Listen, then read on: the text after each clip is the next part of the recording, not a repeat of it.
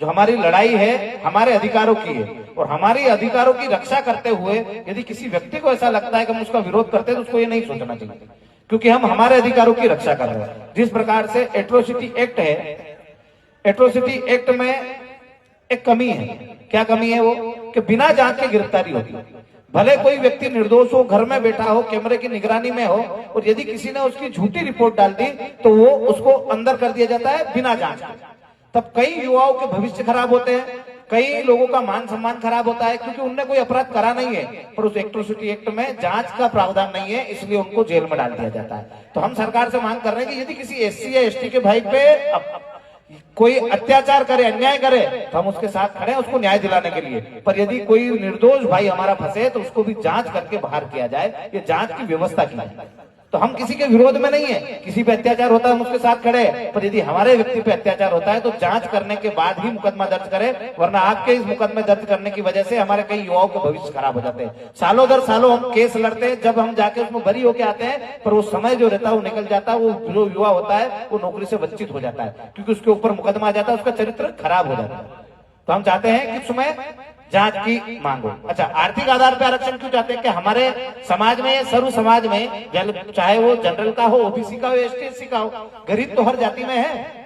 गरीबी कभी जाति देखकर नहीं आती, गरीबी आती है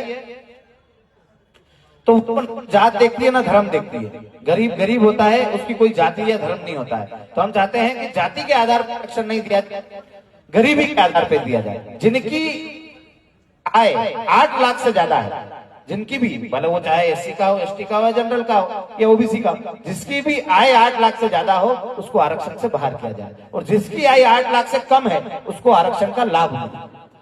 तभी इस देश का उद्धार हो सकता है। और जो बाबा भीमराव अंबेडकर ने संविधान लिखा था और उनकी जो मंशा थी कि अंतिम पंक्ति में बैठे व्यक्ति तक आरक्षण का लाभ पहुंचे, अभी तक नहीं पहुंच पाए। आपके गांव में मजदूर का बच्चा आज भी मजदूरी कर रहा है, खेती किसानी करने वाले किसान का बेटा आज भी किसानी कर रहा है, और ये कलेक्टर एसपी के बेटे वापस कलेक्टर एसपी बन रहे हैं, जो मजिस्ट्रेट है उनके बेटे मजिस्ट्रेट बन रहे हैं, डॉक्टर है उनके बेटे डॉक्टर बन रहे हैं, उसी आरक्षण का लाभ ले रहे हैं, जिसका उपयोग करने के बाद उसको उनको छोड़ देना था।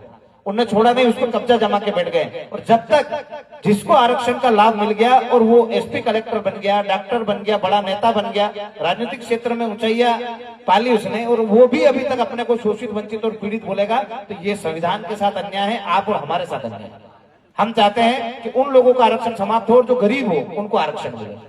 जब गरीब का बेटा गरीब के साथ कंपटीशन करेगा, मध्यम वर्गीय का बेटा मध्यम वर्गीय के साथ कंपटीशन करेगा, और जब अमीर का बेटा अमीर के साथ कंपटीशन करेगा, चाहे वो प्रतियोगी परीक्षा हो, चाहे स्कूल में पढ़ना हो, उसकी फीस हो, या फिर राजनीतिक क्षेत्र हो, राजनीतिक क्षेत्र में भी आर्थिक आधार पर आरक्षण होना चाहिए। जो सक्षम हो गए और एक बार से ज्यादा मंत्री रह गए हैं, मुख्यमंत्री रह गए हैं, प्रधानमंत्री रह गए, उनका भी आरक्षण समाप्त होना चाहिए, क्योंकि वो इस देश में सर्वोच्च पदों पर बैठ चुके हैं। अब आप भी वो अपने आप को शोषित, वंचित, पीड़ित कहेंगे तो कहीं ना कहीं ये देश और आम व्यक्ति के साथ अन्याय है।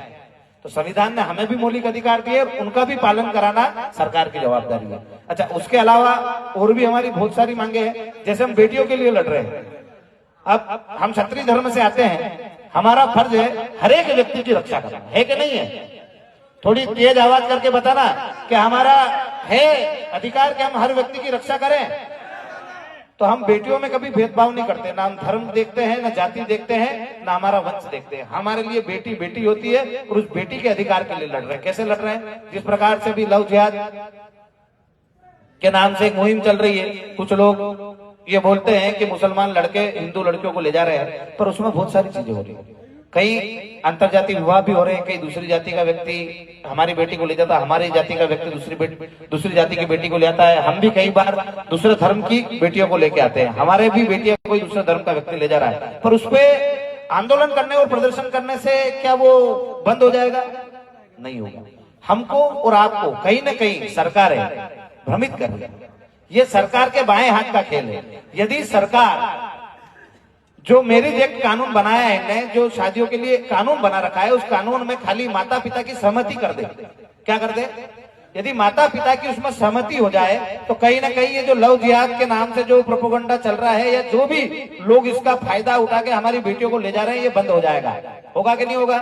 क्योंकि सरकार को जो शादियां होती है, जो आप सनातन संस्कृति का हनन करके इनने कानून बनाए हैं कि 18 साल की बेटी हो गई गुरुदेव तो वो अपनी मर्जी की मालिक है, बेटा हो गया 18 साल का तो वो अपनी मर्जी का मालिक है, ऐसा नहीं होता है। हमारे यहाँ हिंदू संस्कृति में बेटा कितना भी बड़ा हो जाए, बेटा बेटी कितनी भी बड़ी हो जाए, माँ बाप के सामने वो छोटे ही रहते हैं। और यदि माँ बाप को उनके अधिकार मिलेंगे कि नहीं, माँ बाप उनकी इच्छा से बेटी और बेटी की शादी करेंगे, तो मुझे नहीं लगता कि इस प्रकार की कई घटनाएं सामने आएगी।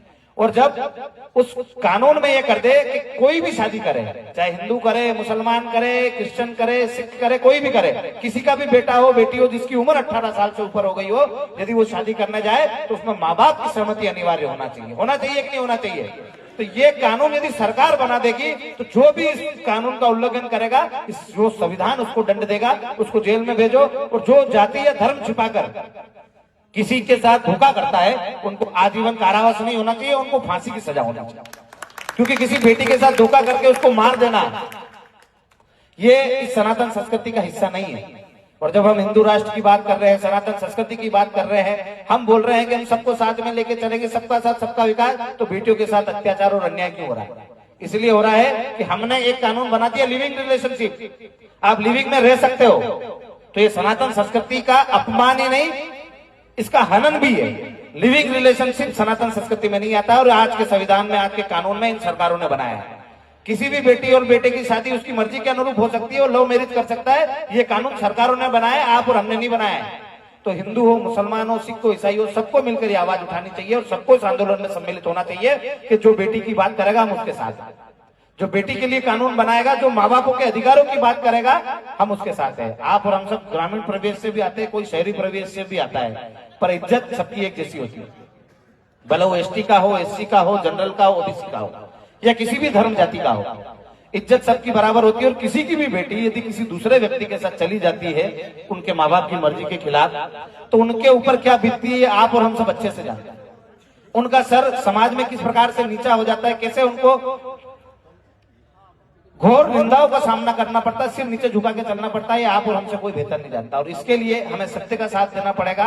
हमें सरकारों से मांग करनी पड़ेगी, यदि आप सनातन की बात करते हो, संस्कृति की बात करते हो, तो कहीं ना कहीं हमें इन कानून बनाना पड़ेगा और उन पर बात करनी पड़ेगी। अच्छा, एक और बात है, हम स्वामीनाथन कमेटी की सिफारिश लागू करने की बात कर रहे हैं। ये स्वामीनाथन कमेटी वही कमेटी है जिसकी सिफारिश कभी भाजपा और आरएसएस भी किया करता था।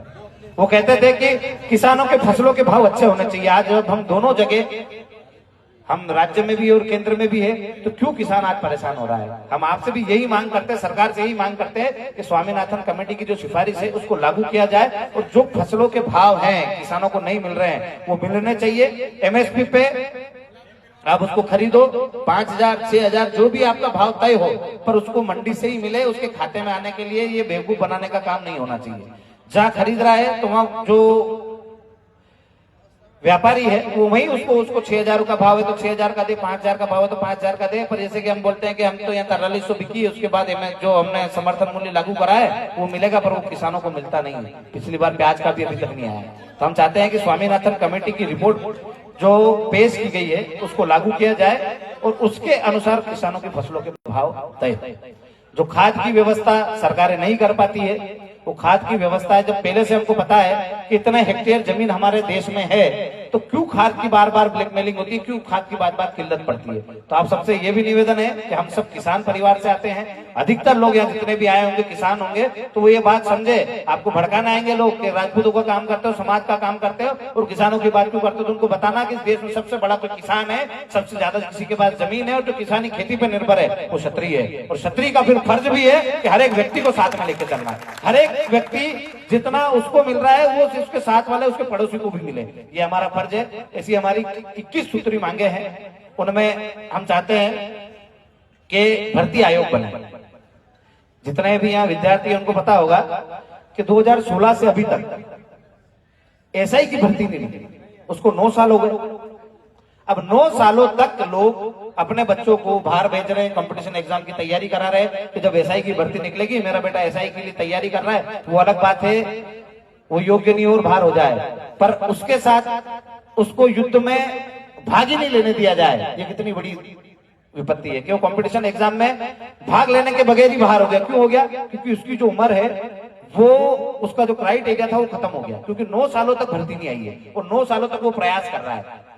तो सरकार से ये निवेदन है कि भर्ती आयोग बनाए और उसमें चार्ट बनाए कि इस साल में इतनी भर्तियां निकलेगी, इस साल में इतनी भर्तियां निकलेगी और ये भर्ती निकलेगी, एसआई के इतने पद निकलेंगे, पुलिस के इतने पद निकलेंगे, टीचर के इतने निकलेंगे, डॉक्टर के इतने निकलेंगे, जितनी भी भर्तियां है, जितनी भी प्रकार की नौकरियां हैं, उनका चार्ट बने, ताकि जो युवा तैयारी करते हैं उनको पता रहे कि एसआई की भर्ती 9 साल तक नहीं आएगी। अब जिन युवाओं ने 9 साल तक एसआई की तैयारी करी और वो आज बाहर हो गए, वो क्या करेगा? अपने परिवार के सामने जाने में हिचकिचाता है बच्चा कि मैं 9 साल से तैयारी कर रहा था, मेरे पिताजी रोज घर से पैसे भेजते थे और आज ये 9 साल तक नहीं आई और मैं इसका अवरेज हो गया हूं।